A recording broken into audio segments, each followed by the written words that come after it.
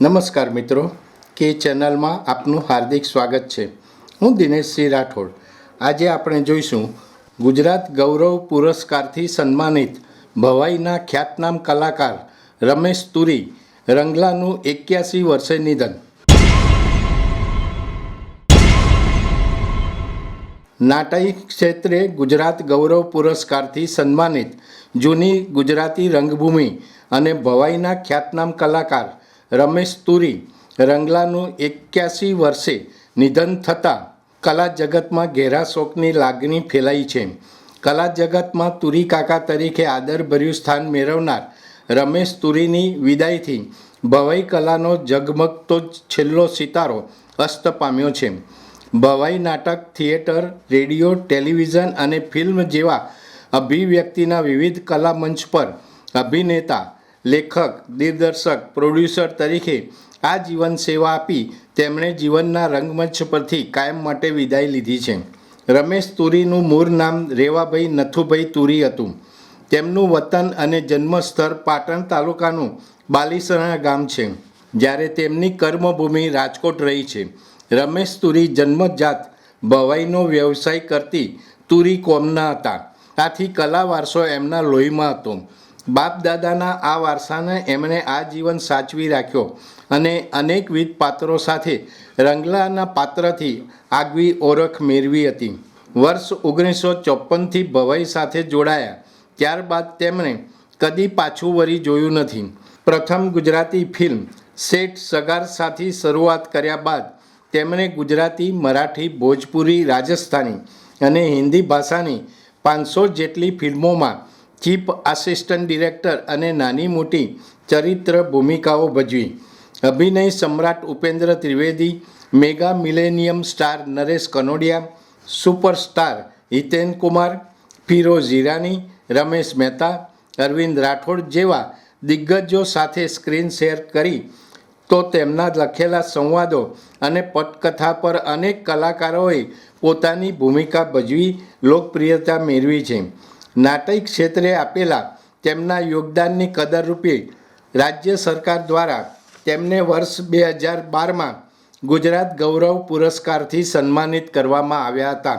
BSNL Rajkot કચેરીમાં 40 વર્ષ લાંબી નોકરી કરી રમેશ તુરી વર્ષ 2002માં નિવૃત્ત થયા હતા. ઓલ ઇન્ડિયા BSNL કર્મચારી યુનિયનના તેઓ પ્રમુખ પણ રહ્યા હતા.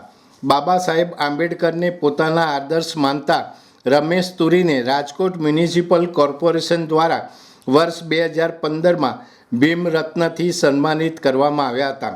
આકાશવાણી રાજકોટ રેડિયો સ્ટેશનમાં બી ગ્રેડ ડ્રામા આર્ટિસ્ટ તરીકે અને દૂરદર્શન રાજકોટ તથા દૂરદર્શન અમદાવાદમાં નિર્માતા, દિગ્દર્શક, લેખક અને અભિનેતા તરીકે તેઓએ સતત કાર્યશીલ રહ્યા. કોરોના કાળમાં આકાશવાણી રાજકોટ માટે તેમણે ભવાઈના ફોર્મેટમાં રેડિયો નાટક લખી રંગલાના પાત્ર દ્વારા લોકજાગૃતિનું કામ કર્યું હતું, જેને ખૂબ લોકચાહના મળી હતી. ગુજરાતી ફિલ્મ લાગ્યો કસુંબીનો રંગમાં તેમણે પોતાના બંને પુત્રો, મેકઅપ આર્ટિસ્ટ હરેશ તુરી અને અભિનેતા હિમાંશુ તુરી સાથે અભિનયના અજવાળા પાથર્યા હતા. છેલ્લે તેમણે ગુજરાતી ફિલ્મ રણભૂમિમાં મુખ્ય સહાયક દિગ્દર્શક અને પટકથા સંવાદ લેખક તરીકે કામ કર્યું હતું. પાટણ તાલુકાના બાલીસણાના વતની રમેશ તુરીની કર્મભૂમિ રાજકોટ રહી.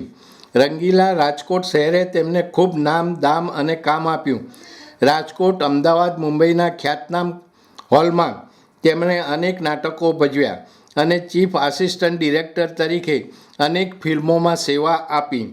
વાવ નાટકમાં ટ્રિપલ પાત્ર ભજવ્યું તો પત્તાની જોડમાં યુવાન અને વૃદ્ધની બેવડી ભૂમિકાથી લોકોની ખૂબ વાહવાહી મેળવી.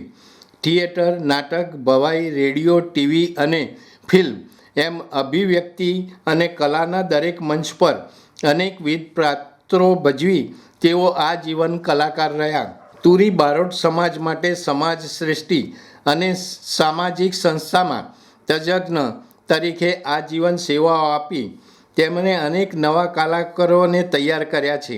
આજીવન કલાના ઉપાસક અને નખશીખ કલાનો જીવ ધરાવતા રમેશ તુરી ત્રણ વાર મૃત્યુને હાથતાલી આપી આખરે જીવનના રંગમંચ પરથી અલવિદા કહી ગયા છે.